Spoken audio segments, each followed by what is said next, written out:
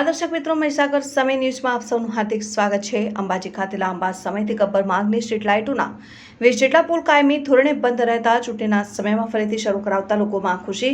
અંબાજીથી ગબ્બર જવાના માર્ગ ઉપર 20 જેટલા સ્ટ્રીટ લાઇટોના પુલ માત્ર ભાદરવી પૂનમે જ ચાલુ રહેતા હતા અને પછી બંધ થઈ જતા હતા। આ કારણે અંબાજી ગબ્બર માર્ગ ઉપર અનેક પ્રકારે હેરાનગતિનો સામનો લોકોને કરવો પડતો હતો, જેમાં મોબાઈલ સ્નેચિંગ, છાટકા બનીને ફરતા સામાજિક તત્વોને અંધારાના કારણે મોકળું મેદાન મળતું હતું। 4 લેન હાઈવે ઉપર ભારે તકલીફ પડતી હતી।